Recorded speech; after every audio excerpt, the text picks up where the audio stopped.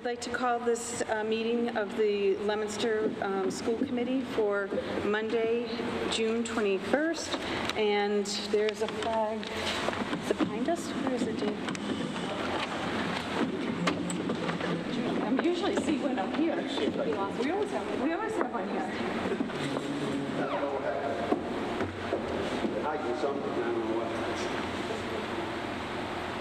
Oh, there's a big one right there.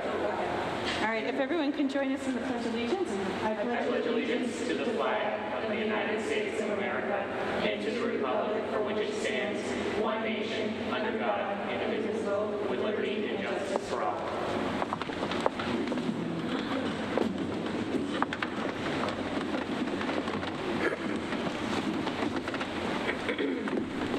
Great, thank you, Dean, for the assist. All right, we're going to open up our public, well, I'm going to read our school committee statement first. I'm sorry. If I can find it. The committee represents the needs of all Leominster Public School students and places their interests above all others. We will exercise leadership, adhere to our protocols, and base our decision upon a reasoned assessment of all available information. We will advocate for each of our schools and support high-quality public education in Leominster. Before I open up the public forum, I just need to make sure, thank you very much, whoever did that for me, thank you, that if you are recording this, to please let us know. All right, having no one come forward, just for everyone to be aware of, we are filming live tonight. So just that's a wonderful thing that we've been able to do since we're here at this venue. So we appreciate that. So we're going to open up the public forum. If anybody would like to come up and address the committee, please come up to the microphone over there. State your name and address for the record, please. One last time, and I do know that we had somebody who requested 3, okay. Let me just make sure, does anybody else before, from the audience, wish to address the committee? Okay, we did have 3 folks who have sent in a written comment, and Chris will read them. This is from Daniel Fenner. Hello, and thank you for your time. My name is Daniel Fenner, and I reside at 18 Manchester Street. It's been a long year for everyone in this community, especially our teachers, parents, and children. As this chaotic school year comes to a close, memories will fade over time of the minor details. However, there is one memory I'm sure everyone will remember. That would be the mind-boggling vote made by this school committee to keep school doors closed despite the science. The complete disregard for the vast majority of families and teachers willing to push forward with in-person learning is a clear-cut view of this committee's members' lack of qualification. I'd like to take this time to remind all members of our community that we have the ability to elect members that mirror ourselves. On November 3rd, the local ballot will be filled with names of parents willing to do what's truly right for the children and teachers of this community.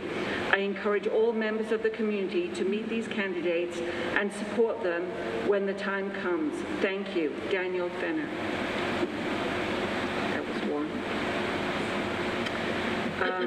Then this one's from Caitlin Volpe. I would like to recognize the hard work that's gone on this year, especially from the teachers.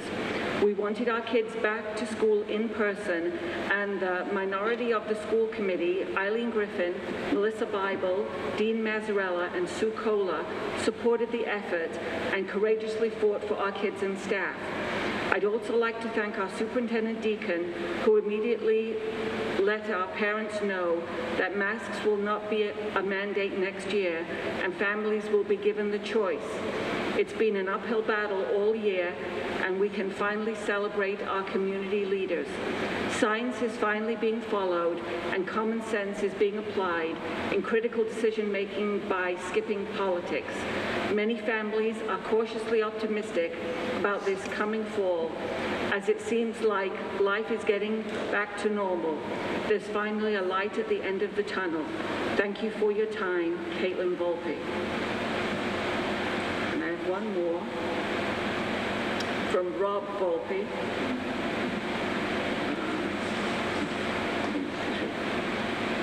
I would like to give 2 minutes and thank our superintendent for her leadership regarding face masks next fall. Parents' choice is all I and so many families have asked for since last August. Last year, Leominster was the first city to vote for the remote learning model by the majority of this committee. The committee failed to summon the courage, leadership, and teamwork to get our children into the classroom, contributing to the greatest policy failure this city has ever known. This committee failed its constituents time and time again, hitting an all-time low when they walked out on us during a meeting where my wife pleaded for reconsideration. She made these pleas on crutches because she broke her leg 2 nights before. 80% of parents shared the same urgency, but the committee convinced itself that opening schools was not an urgent matter, forcing our city's children to fend for themselves online. The superintendent was the first in the state to publicly announce that in the fall of next year, face masks will be a family's choice. I feel she showed leadership, bravery, and common sense. What happened last fall should never have happened, and it wouldn't have if the committees remembered that, first and foremost, they are accountable to school children and their parents and guardians. In closing, I hope to continue to see the superintendent empowered to make decisions and to see this committee support her. Thank you, Rob Volpe. Thank you. Is anybody else from the committee for the final and last time? Anybody else, I'm sorry, for the community who would like to address the committee? Please come forward. Having no one do so at this time, we're closing the open forum part of our meeting. Thank you. Communications Superintendent? Yes, I have one this evening, dated June 21st, 2021. Dear Leominster School Committee, please accept this letter as notice of my resignation as the secretary to the Leominster School Committee. I've held this position since 1997 and enjoyed working with many school committee members. I wish you all continued success in your positions. Respectfully, Christine Silverman. Can we refuse to accept that? You'd have to talk to her over there. We're hoping that you change your mind. Only if you write down everything you know or put it on tape. But it's time. It's a long drive and getting home. And it gets late. Very late. We'll talk faster. Well, we were suggesting to fix that so we won't have to have so many late meetings. But How many years, Chris? 24. Is it really been that long? You deserve it. Time flies when we're All right. How many superintendents? 7. 7. But one mayor. there you go. There you go. Well, good luck to you. You certainly deserve it. So we do have a little presentation later on for Chris when we get there. It's going to be like, who you're going to ask? No, it's like, We're going to have to. Ask Chris. That's the answer to everything. Ask Chris. I know it is the answer. So Chris, not having I guess I'll do it now since we're talking about Chris. Sure. But not knowing that you were going to send your resignation, we do have something for you because we realized we were not meeting in person for the professional administrative day. Will you stay now? This is a surprise.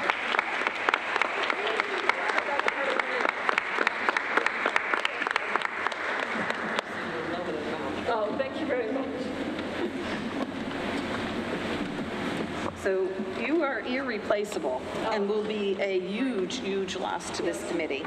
And we hope that you have a wonderful summer and come back rejuvenated and rethink this, because really I don't know anybody who can replace you. We had a replacement for a short time before, many years ago, and although the person was lovely, they did not fill your shoes. So thank you so much for everything you've done. You've been a wealth of information. Maybe you should move. I think you spend most of your time here. I'll work on it. All right. Well, thank you very much, Chris, for many years of dedication and hard work. We appreciate it. Can't believe Are you leaving me? Superintendent's report? Sure. So right now we're very busy. Summer programming is just about to start up. We have been sending messages out continually, making sure that parents know if they need a bus, time, schedule, teachers. If you haven't received those, please contact us as soon as possible. I want to just read the mask policy again that came out today. There was some confusion between the state and DESE, but Commissioner Riley has stated, for summer programs, masking indoors and maintaining other health and safety guidance is not required, but is encouraged. The DESE summer guidance is in alignment with the state guidance encouraging unvaccinated individuals to continue to mask. The DPH mask advisory advises unvaccinated residents to continue wearing masks indoor settings and when they can't social distance. So this is an encouragement and it's not a mandate at this time. And so our little guys, we have hundreds and hundreds of children. So families have been reaching out today. It is now on the family. That's great. Okay. Thank you. We have a big push. We conducted a survey a few weeks ago to our families who remained remote. We had almost 2,000 families stay remote throughout the year. And so we want to know and we want to encourage them to come back. We had almost 50% responses, but we really want to hear from the other 50%. We want to make sure that our enrollment is what it needs to be, where it's at, so that we can start fall planning now and class sizes. So if you need to get a hold of us to either register or re-register, you can call our Parent Information Center at 978-534-7700 or email any questions or concerns to our LPS_hotline at leominsterschools.org. We want to make sure that we capture every one of our students this year. Superintendent, just to clarify, I know some families were requesting to remain remote, and that's something currently... Coming up to that. Okay, perfect. The next thing is, we do have some families that are requesting to stay virtual. So that's why we really need to hear from those other families, because we have a team working very hard with the state to allow that for those that need it.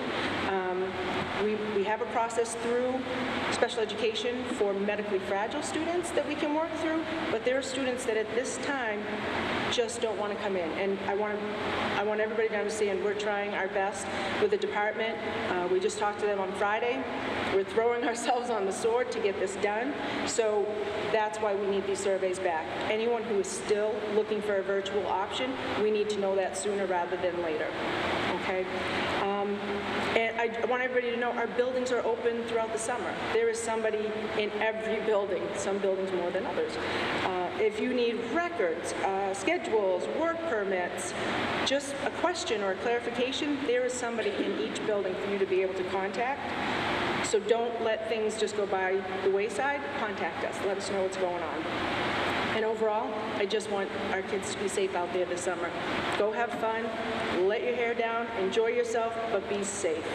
I've seen it all over the place, all over the news. Please take care of yourselves and take care of your families, and enjoy your summer. Thank you. I was just going to add that at our last school committee meeting, we, as the school committee, passed a resolution to support remote learning for those that want to do that option. We don't necessarily, it's not binding, but we are in support of it. And we did ask that the city council also do similar in solidarity. So just to let folks know that we're all in support of doing what's best for the students and families. So. Correct. Thank you. Yes.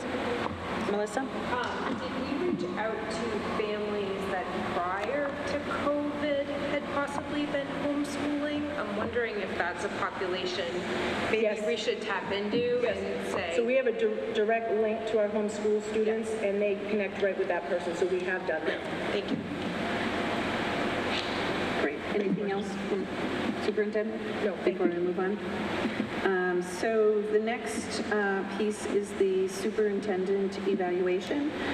So we did evaluate the superintendent, and we received 8 out of 9 evaluations. She received an overall proficient, which means that she is meeting, all expectations. This has been a extremely difficult and challenging year, and the superintendent has been extremely out in front, making changes at the drop of a hat. She has really garnered the support of her administration, of her teachers, the faculty, staff at all levels, to do what's in the best interest for students. That has not always been an easy course to take, and I think everyone recognizes the comments were along those lines about really without little or no directive from DESE, she was able to really work very hard, get Chromebooks out, pivot to a remote learning situation, pivot back to hybrid, pivot back to in-person. It was continually changing. It was a real fluid process, and throughout this, we settled some contracts. We have one of the best sort of budgets and financial understanding of where all our money has gone or will go than we've had in years. And, I think the only consistent comment of needs improvement was around communication, because things were changing so much. And I think, folks really felt that our website needs a little bit more work and be a little more user-friendly and stay, updated. But overall, it was extremely positive by everyone on the committee, so we appreciate all your efforts during this very tumultuous time, so thank you. I don't know if anybody else in the committee would like to make any comments. Feel free.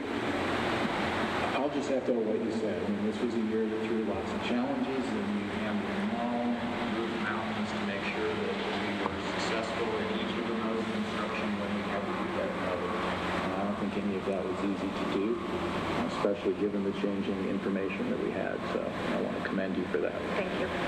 Thank you. Anybody else? All right. Thank you, everybody. Thank you very much. Thank you. So now we're going to move on to the business administration position, and we have Melanie to come forward. This is a public interview. I know it says appointment, but we do need to do one more interview. So it probably would make sense for you to pull up a chair near that microphone.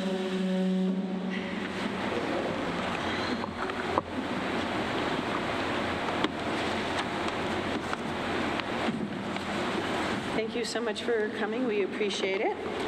And we appreciated you being available to us last week as well. Does everyone have the questions or no? And I have a copy. I didn't realize it wasn't in the packet. So I'm going to go through these. I know that you have, answered these before, but we appreciate to do so once again. Sure. So can you please tell us about your background and or professional work experience and why you would want to work in the Leominster School District? Sure. Yes, it is. Oh, sorry. My background is more in a financial analytic position in not the public schools, but the private schools. So I have worked many years doing financials for companies that are, upwards of 16 million in revenue, in obviously doing their balance sheets and their P&Ls and that kind of thing. I started with the school system as a financial analyst and realized quickly that it was a great position for me because there was a lot more analytic data that I could analyze and go through, but the school itself needed some help in that department, and so for me it was great to dive into and kind of dig my heels in and really get into the weeds of things. So the last 3 years prior to being the interim business manager, I was the financial analyst for Leominster Public Schools, and I was able to go through and identify what needed to be improved upon and work on that and really do so. And then becoming the interim business manager opened up a whole new door of analyzing information and what could be improved upon. So it's been interesting, it's been challenging, but I've enjoyed it. Thank you. Heather, could you tell us some more about how you organize, plan, and prioritize your work on a daily basis? Sure. As I mentioned before, my days are planned mostly on what did I not get done the day before. What takes precedent is what is going to be detrimental to the end of my day, whether it's a transportation issue, whether it's a student, issue with enrollment or, special education or something of that nature. My day is based around what's a priority. And as I mentioned before, because we are short-staffed, and we have been short-staffed for the prior year, I have to move between positions and decide what is important and what needs to be done each day. But there's a long-term goal there as well. Thank you. Melanie, can you tell us about your use of technology in general and Munis in particular in your daily work? Sure, every day. Munis is something that was new to me when I came into the public school system. I had not used it prior to that, but when I first came in, I was lucky enough to have Sean, who was there for me one day a week, who allowed me to learn quite a bit on a very fast measure. But those other days when I did not have him, I also had time to dive into the online Tyler technologies that had I could just basically look up a topic. If I needed to know something about accounts payable, I could search for accounts payable, and I could go through and learn, all of the different things that they had on the Tyler Technologies website to teach me. So it took me about 30 days to get pretty efficient at it, but once I learned it, I realized it was user-friendly. And it was something that there definitely has more potential in it, and I think that's something we're looking forward to trying to explore in the next coming years. Thank you.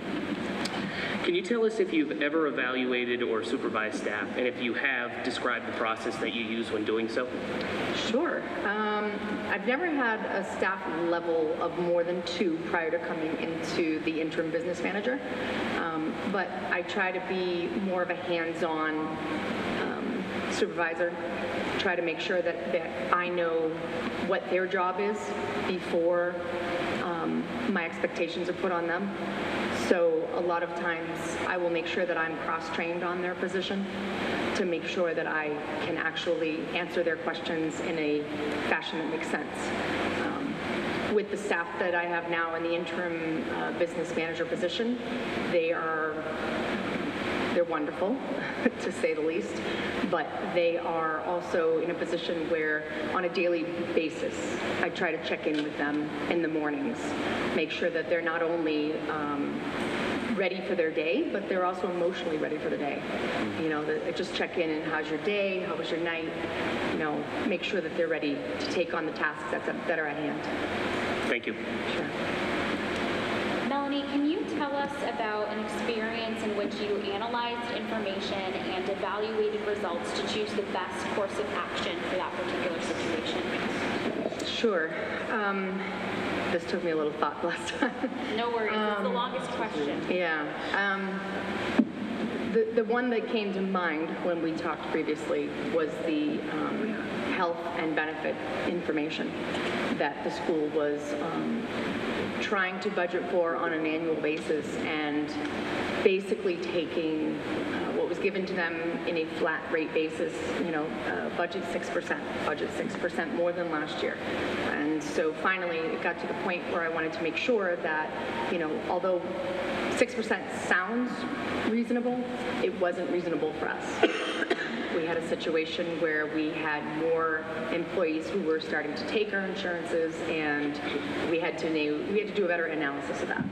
And so in doing so, we went person by person and checked to see what it cost us in an actual situation. And so we realized that our insurances were more 9% or 10% throughout the years rather than 6%. Thank you. Sure. Melanie, what do you believe is key to a successful budget? Communication, coordination, communication. I think that we try to communicate with every department, not just once, but more than once, multiple times in a season, to make sure that we understand where the departments are going and what their goals are every year, to make sure that we understand they want not just to stay steady, but that they want to move forward. You know, whether it's a curriculum issue or whether it's you know, a supply issue. We want to make sure that departments have what they need and that they were more on a progress level as opposed to just a standstill level. So I think communication is the biggest thing.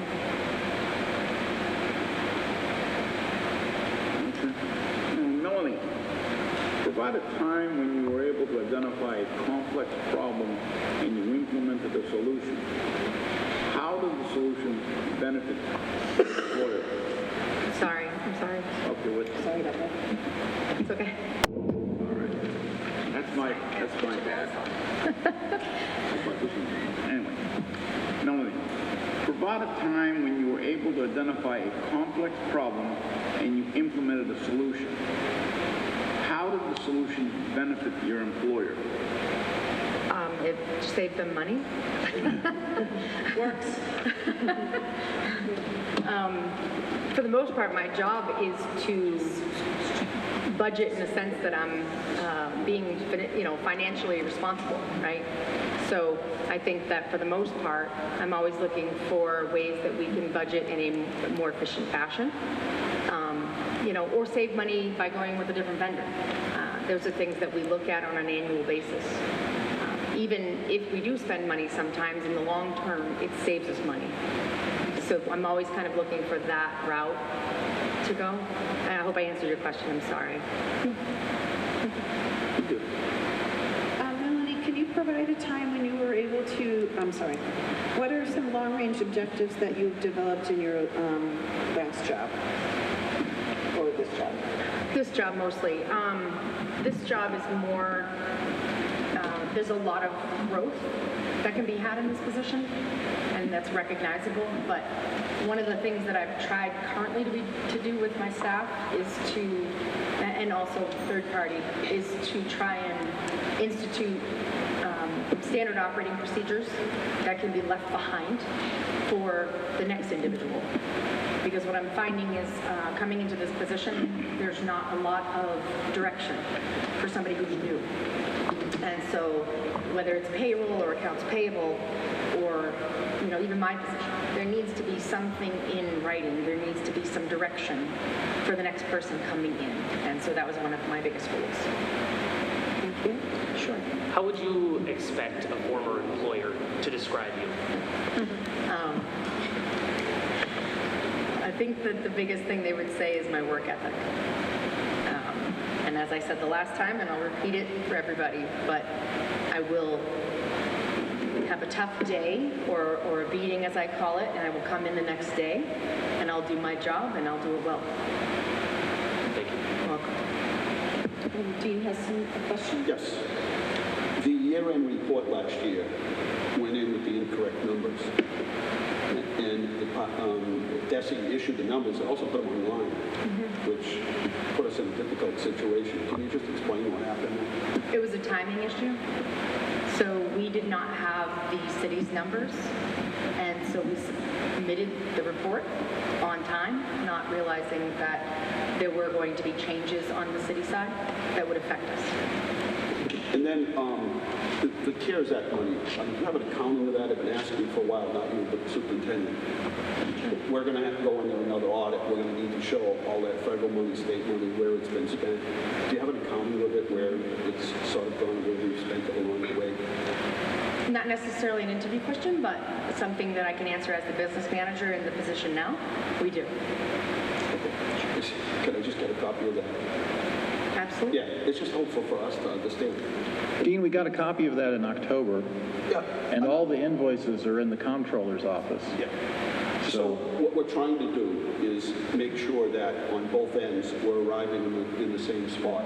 Absolutely. Since we're going to have a new business manager here, we have a new comptroller, it's so much easier to start at the same place and end up. So we can kind of Absolutely. I get look the forward account- to working with Jen. I think That way, she's we'll gonna- both arrive at the same spot. We get our numbers Absolutely. in for the year end. We can get free cash certified early, all of that. That would be wonderful. So that's the goal. Great. Great. Absolutely. All right. I just want to make sure. All right. Thank you very much, Melanie.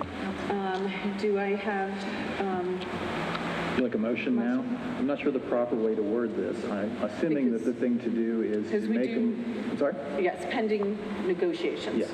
So I would like to make a motion that we appoint Melanie Michaels, our permanent school business administrator, pending, subject to contract negotiations. I'll second it. All right. We have a motion and a second. Any comments? So can you explain, I wasn't here, I was at the budget meeting last week, and there was some confusion about posting. Can somebody explain that and how that worked its way out? Because I don't fully understand. Sure. So we had conferred with Glenn Kuchar as well as our attorney to make, to make sure that we were doing what we needed to do. Which was what? Can you explain it from the beginning? Just because it got a little confusing. It did get confusing because initially we were going to have a remote meeting with, and then after midnight we had to have an in-person meeting because Desi had changed the regulations. Session. Because I thought that according to Mass General laws, you're allowed an initial interview with candidates without it being in public. What Glenn Kuchar said is that is correct, except it cannot be the whole of the committee now. It could only be Before it used to be, but now it is. less than a quorum of the committee in the initial interview in closed session. So we changed the posting to an open meeting. And he said if we did that, we would be fine. Because So the interviews weren't done in an executive session, they were done. No. correct, they were done in open session. And they interviewed both the candidates in open session Got it. Okay. instead of executive. Well said. That's why you can't leave. And they changed the rule again. The next day. So we have a motion and a second. All those in favor, say aye. Aye. Any opposed? No, motion carries. Welcome, and we look forward to working with you.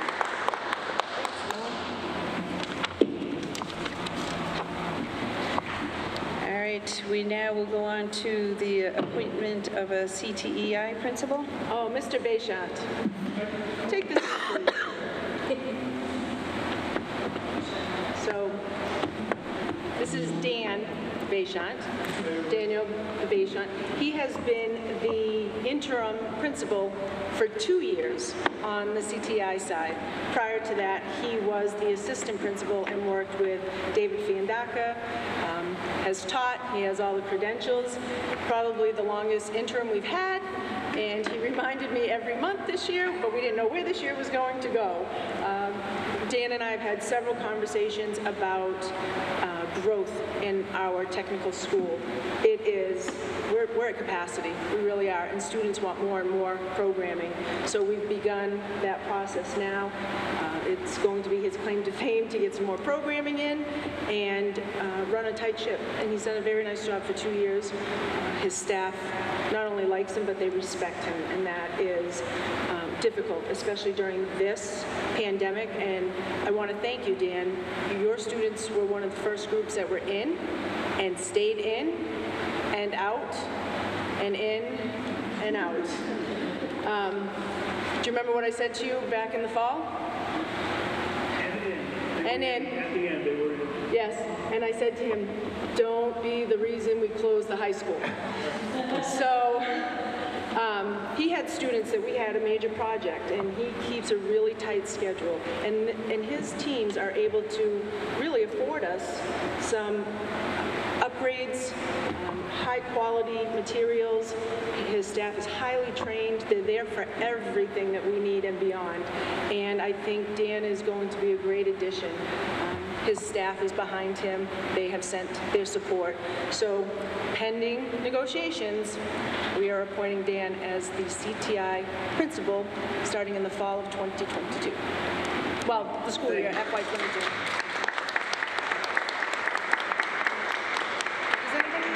If you have any questions for Dan, most of you have talked to him before. He's very... I just want to say thanks and congratulations. Yeah. Well Good deserved. job. I don't think we could have found anybody better.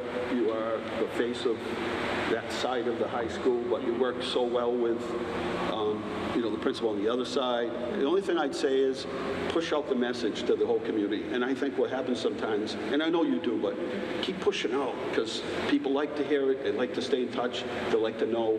We know what's going on. It's pushing the message out into the community and let people know how important it is. You're training in the future. That some of these students, a lot of them are going right to work as a result of these programs. And the other thing is a master plan on how do we get to expand vocational ed. Yep. It's in, right? It's as hard as it's ever going to be. We finally got everybody's attention. Took all these years. Nobody would even acknowledge it. Now everybody's on board, right? We've got to capitalize on that, on the voc ed, and put a plan together, a 5-year plan or so to expand it. How do we do that? If we're out of room, where do we get some more room? It starts in October. We have to actually apply for 1 to 2 programs by October, and that's the plan for this year. All right, great. Good. And I think it is exciting for us to stay competitive. We do need to add those programs and really address the needs of all of our students seeking vocational opportunities. Absolutely. And on our end, I hear it from all the city put in port. Everybody loves working with you. Loves it. They just love it. And it's a two-way street. Oh, no, I know. But still, you're the leader up there, and you bring the whole team together and merge it with our team, and everything is possible. So thanks for taking us through a tough year. Thank you for the kind words, and looking forward to it. Ron? I just want to piggyback on Paula's statement that, there are many programs that are being parlayed. How many programs do you see that are coming in or being asked to come in? And one, and two, how many students are involved in? 3. It's a free question. Anybody can jump in. Where are we going to be able to put these classes, these kids, with this coming in? Go ahead. Well, the first thing we're trying to address with regard to the size of the program is we're looking for space that doesn't require a huge shop. Things like a business program that's a vocational program that you can operate out of 1 or 2 classroom areas. So that would save us having to have another humongous shop with all the updates to the electrical grid, et cetera, in the building. The other thing you asked is what kind of programs. We're looking at business, we're looking at manufacturing, to name 2 right off the bat. AIS down the road, Dean, you've talked about it.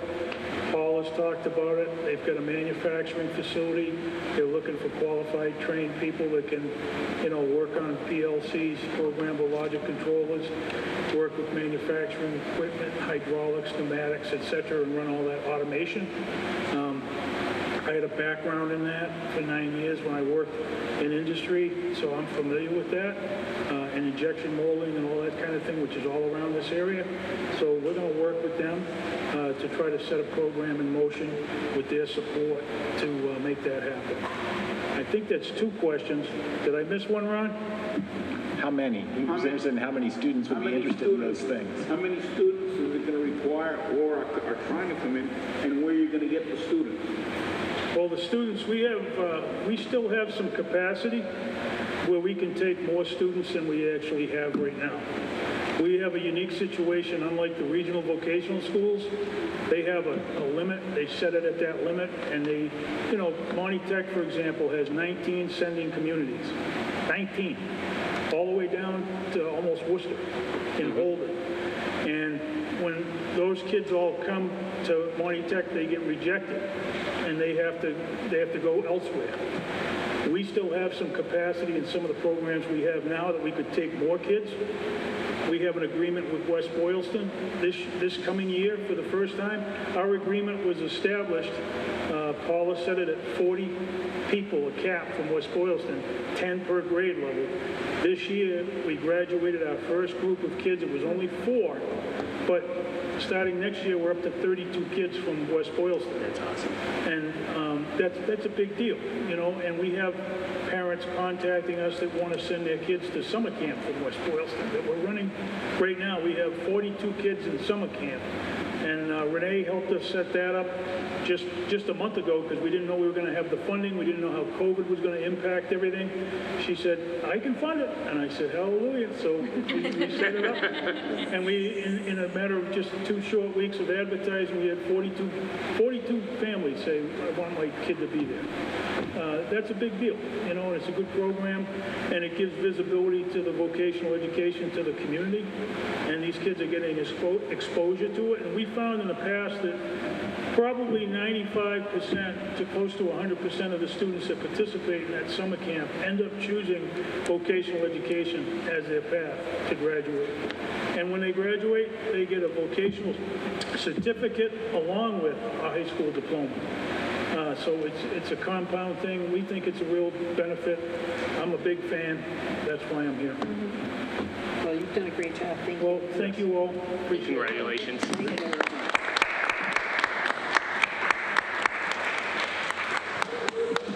We're going to move on to the approval of the minutes from June 7th, 2021, and the policy subcommittee meeting from May 17th. Can I have a motion? Can I have a motion to approve those minutes? I'd like to have a motion made for the approval of the policy committee, May 7th, 2021. Second. We have a first and a second. Is there any omissions, corrections, or errors? Peter? Yeah, I have a couple for the June 7th, the full committee meeting. Under public comment, the second person that spoke, their first name is Greg, not Frank. What's his name? Greg. And then on the second page, the motion that was made, I did not vote for the motion that moved the booster clubs up. For the booster clubs? Yeah, for the booster clubs in the early executive session. So it should have On been page 8 to 1. 2. Okay. Yeah, I didn't think that was 9-0. And then the last one is a very minor one. The last one is just on page 4. First sentence under 2G. It should be posted externally and internally. Right now it's just a typo. Yeah, I had that one circled too. I certainly do agree that the last 16 months have felt like forever, but I'm pretty sure that's supposed to be externally. It was posted internally. Internally, yeah. Okay, thank you. Anyone else? All those in favor? Oh, you did, sorry. Yep. So when we were discussing the booster club for the high school band, so there was some more discussion in there. I suggested that we had a transfer of funds from salary and wages over to expenses, and that we should be able to assist them. That wasn't in the minutes.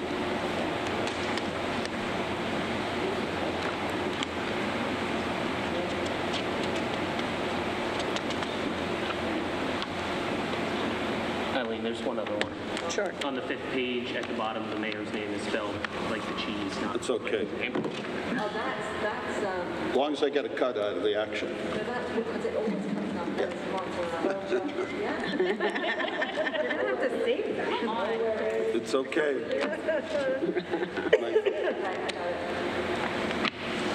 All right, anybody else? All those in favor? Opposed? Motion carries.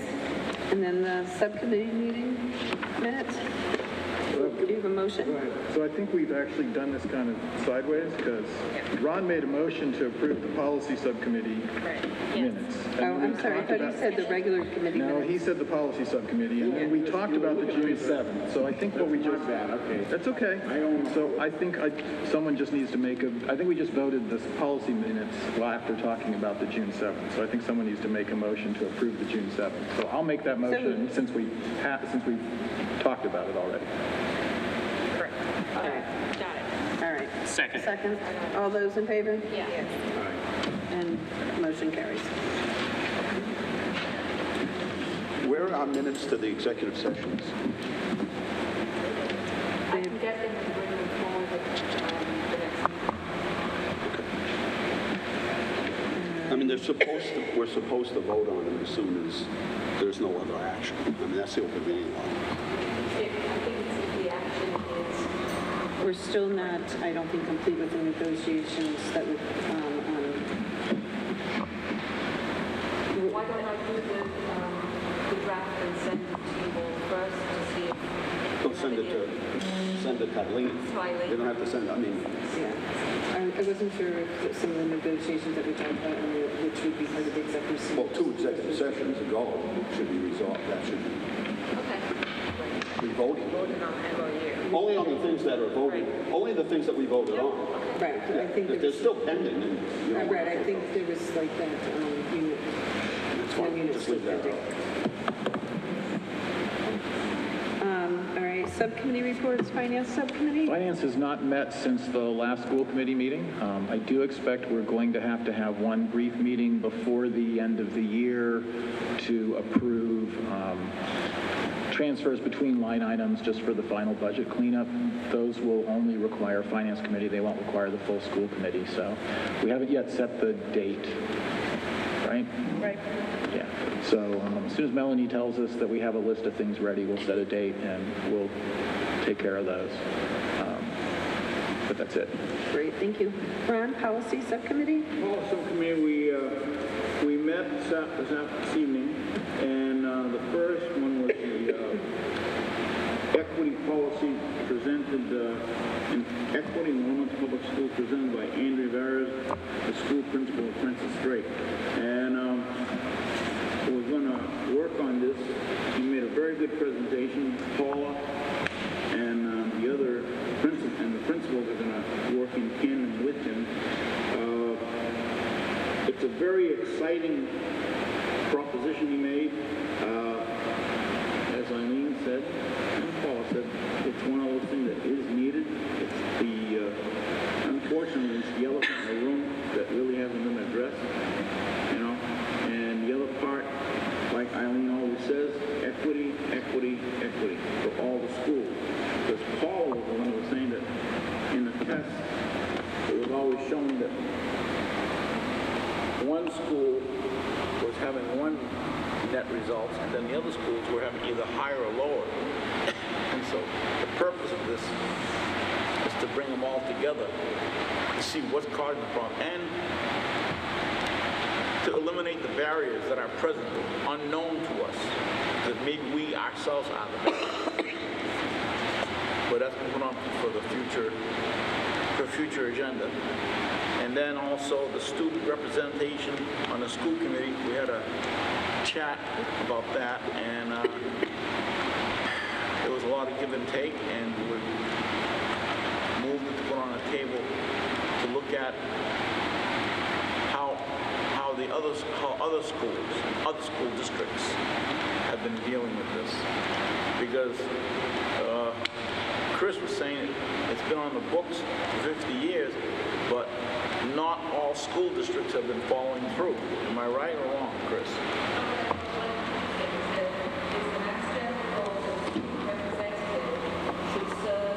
As a non-voting member on the school committee and not going to executive session. And I said, but why then do all districts not have a student representative? And he said, well, it's kind of like rules that Jefferson made. Not all of them are enforced. So, Or aware. or aware of. It's not an issue till it's an issue. Yeah, so what the committee had decided to do was to look at different factions of it, of how the student representative is picked to be on the committee. He said that in districts that he knew, it was a representative from student council, and the student council advisor, who already got a stipend for the job, oversaw the student. We had talked about other things where maybe a representative of this committee would oversee that student. Stump had another suggestion that they have an election and have another advisor position where that person would oversee things. So we have a lot more work to do on it. Right, and we wanted some feedback from the high school principals as well. Right, as we were just discussing equity, wanting to make sure the 3 schools at the high school all had representation. As student council is a representative of 3 schools. Right. The other part of the picture, like Eileen was saying during the policy meeting, is that at all the school committee meetings, we haven't really had a consistent student hearing.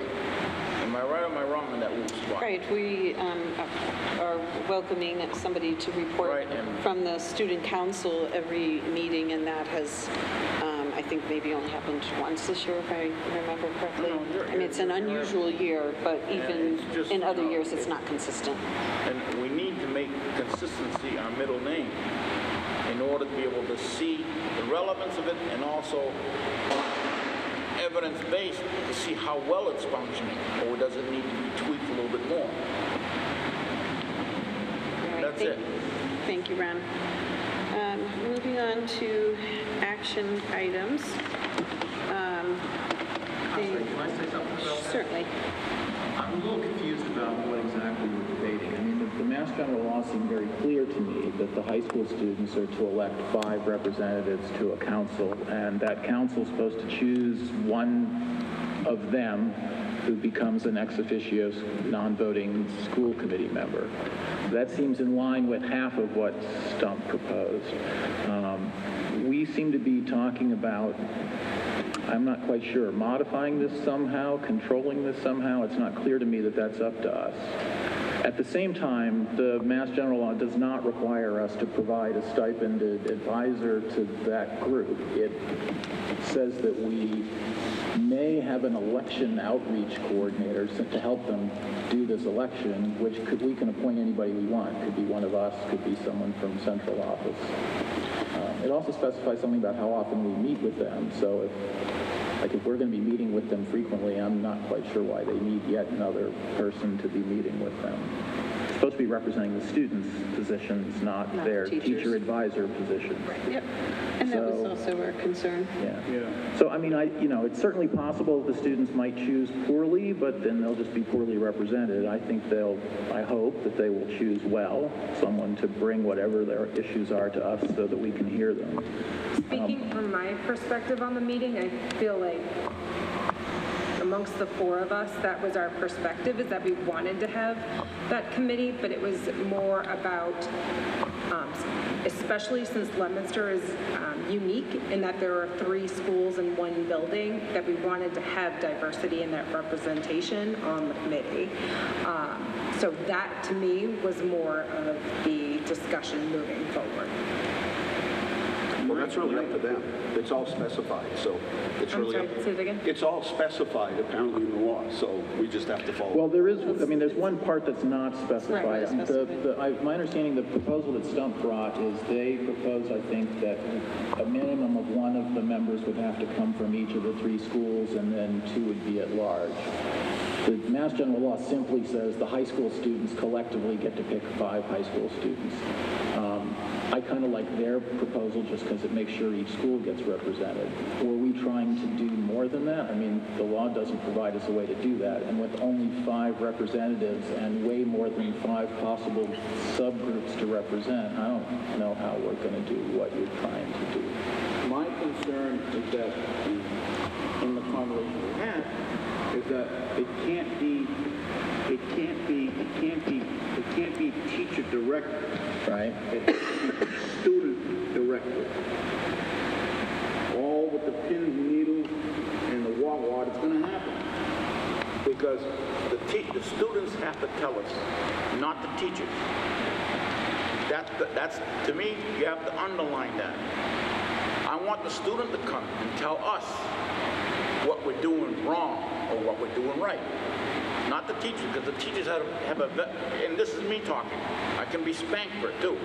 The teachers have a vested interest in having the students say, parroting what they're thinking.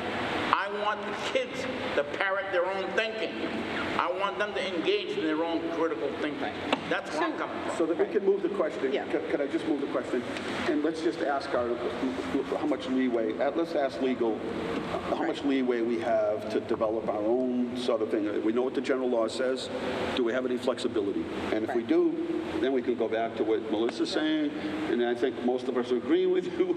That's fine with us. We just make sure we can do it. We don't want to be called on by Stump saying, then we really don't look good by saying, you're not complying with the law. So let's just ask legal, how much flexibility we have here. Is it at the call of the chair, or do we have to abide by the law? And then we will. If we have to change it, then we'll change it. That sounds sensible to me. I mean, you can always have other members serve, just not official, right? Ex officio members. Except they're voted on, so. Well, they'll offer their opinion, but let's just find out. I have no issue with having somebody serve and advise. I think it's a good thing, and let's just find out what we can do. Agreed. All right. For action items, we have the superintendent's evaluation, which we gave a verbal report earlier, and we do need to vote to accept the culmination of the evaluations. So if I have a motion. I'll make a motion to accept the superintendent's evaluation. And a second? Any comments? All right, all those in favor? Aye. And opposed? Motion carries. The appointment on the business manager, we already did, pending negotiations. Vote on transfers. There are no transfers. There's no transfers. Awesome. Placeholder just in case. Yeah, great. Under new and old business is the MASC joint conference for us to, if anybody knows that they're going to attend, get the early bird rate, please let Chris know either now or in the near future. I'm planning on attending. So there is a virtual option as well There's a virtual option. this year, so they're going to do it both ways. So let us know if you want to be in person or virtual. When are you leaving? I would be in person. I'm doing virtually.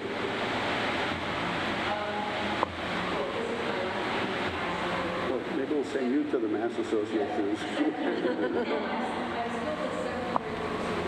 Right. Yep. Yep. Okay. Any other new or old business? Do you have something?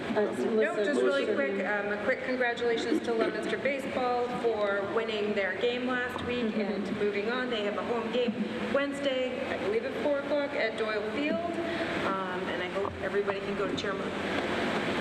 Great. I would like us not to vote, but just to consider. There's so much and so many different grants coming in so many different areas. And I brought up last time that instead of having the subcommittee of the finance committee, that we do it as a whole. I think there are a lot of things that are on our agenda during the course of each time. We really have to evaluate what belongs on here and what doesn't. But I really do think that finance is something that belongs here, that we need to have an open conversation. We have an open conversation about other things that are less important than finance. And to me, this year, especially with all the grants that Melody's going to have to follow, and we need to make that, so something to think about over the summer, whether we just, and many times, many school committees or city councils will do that, where finance is something so important that it's a full committee rather than just a subcommittee. All right, so that's something for folks to ponder. The other thing I wanted folks to ponder is because we have so many things on our agenda, and during our most busiest time, particularly around budget season, we have only one meeting in February and one meeting in April because of the vacations. I'm suggesting that we have 2 meetings those months, so we are scheduled for 2 meetings every month. And then if for some reason there's extenuating circumstances or we don't need it, we can certainly cancel. But I do think that would eliminate some of the stuff too that you're talking about, where we have, like last meeting, we had a ton of stuff to go off, yes, that we could, deal with some of those things spread out so meetings aren't long and we are getting, everything done. Because we still need to pay attention to MCAS results and school choice votes and all those kinds of things, but we don't need to have them all in one day. Right, I agree. So I was proposing that we meet twice a month throughout the school year. Yeah, I'm in favor of that. I think especially missing the second April meeting. I mean, that's exactly when we're ready to have the full committee conversation about budget, and we don't have that meeting. I think that's really I think it's a large factor in what's leading to the mayor's frustration, is exactly the time we're ready to have a full committee conversation, we don't have that meeting. And by the next meeting, we're kind of rushed because we've got to get it done to get it to him. So if we had both the meetings in April, I think we could have a better discussion about the finances and the budget. And beginning the process, we start earlier, but having a second meeting in February, we could have some more talk about what priority things or what are the questions we're trying to answer to figure out how to make the budget. So I would be totally in favor of having 2 meetings every month and not skipping those, or at least including those 2. I don't know we need 2 all summer. But. Right, and we never get to really hear from the principal. I mean, way back, and I hate to keep saying way back, but way back, each principal came in and made their own presentation because we had the time. Yeah. We haven't had the time to be able to allot them. Honestly, we did have them this year, but we didn't have a lot of questions for them. Yeah, well, yeah. But it should be them saying, here's what's going on in my school, here's my needs, here's my parent groups, here's what they're working on. We used to have the school council came with the principal. It gives me a better snapshot. Rather than look at paper, which I look at all day, it gives them a chance to kind of talk about what's going on in their school and have those parents involved saying, here's where we see the school going. If we had dollars and cents at the end of the year, because at the end of the year when we did transfers, we always accommodated them in any area that we could. If we could accommodate them, we had the funding, we knew exactly where to put it. And they felt engaged in the process. So I think you're right. If we can add that other meeting, it's not, we've got to get this thing through because it's got to get to the mayor and then from the mayor to the city council. And so I don't think anybody's in disagreement. Even if we don't have to have on a Monday, we can always have it on another day. Right. It doesn't have to be a Monday. Which we do after holidays anyways, so instead of Patriots Day, the next day or whatever. So, all right, is that a general consensus? I don't know that we need to necessarily take a vote on it, but if folks are in favor of that, then we would rework the calendar for school committee meetings next year. Okay. Anybody else have anything under new or old business before we go into executive session? All right, can I have a motion, please?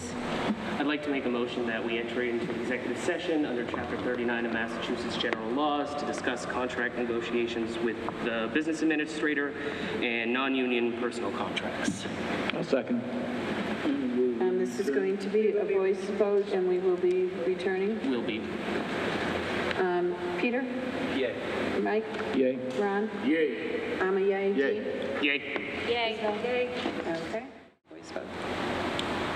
Okay, I'll make a motion that do you want me to do it now? Or Sure, why don't we do it now, then we still have a quorum. So I'll make a motion that we exit executive session and resume the agenda. Second. All right, this is a voice vote. Peter? Yay. Mike? Yay. Ron? Yay. I'll be a yay. Yay. Yay. Yay. Okay, motion carries. So we have... I'm sorry, what? He's coming. Dean, we were just taking a voice vote to exit executive session. Thank you very much. Okay, we're out of executive session, back in regular session. We do have one vote before us today. Would someone like to make a motion? Sure. I'll make a motion that we approve merit raise of 2% for the superintendent based on her excellent evaluation. Do we have a second? Second. All those in favor? Yay. Opposed? Motion carries. Thank you. That ends our meeting tonight. If I can have a Motion to adjourn? Can I just ask, so Sure. what is the schedule for the summer months? Do we have can we agree that if we need to have a meeting, we'll have a meeting? But Yes, if right it's not now we don't have necessary- anything scheduled. I don't care, I'm around, but I just, Do you happen to have the date we return, just for, Do you know, Christine? For school? I don't have my, no, the date that the school committee will return it's from the usually summer? like the last The last week in August or something, second to last week. Yeah. And do we need a secretary? Yes. Well, actually, I'm actually negotiating something with Christine right now, so we'll see. Okay. See, August is very strange because there's three, There's 5 weeks or something, is it? yes. We usually the first Teachers and third- students are 30th The and first and third 31st. Mondays of August? Yes, but the Third. 1, 2, 3, 4, the fifth Monday in August is the 30th. Oh, But usually we meet the first and the third, so it's the It third. was the 2nd of August, then the 16th. okay. Okay. That's all I So we could do the 16th. it doesn't count, it can be, Yeah. Yeah, I was just curious. it's of when- just, We're off the month of July unless we need a meeting scheduled. Let's So just, we'll put the schedule together for next year and get that out to everybody. thank you. All right, perfect. You know, I just want to say, as we're exiting, is that this has been a very challenging year for the school committee as well as everybody else in the community. And I particularly want to commend, besides the school committee, the parents and students. They themselves have proven how resilient, how flexible they are, and we really appreciate partnering with everyone. We haven't all agreed, but that's just the way life is. But we all tried to do what was best for children, and I really do appreciate the efforts from the community and the family and from the school committee, because it was not, you know, it was a very challenging year. And, you know, we ourselves didn't always agree, but, you know, we all worked together. So thank you very much, everyone. Thank you. now we can take a vote? Yep. To adjourn? All those in favor? All right. Go forth.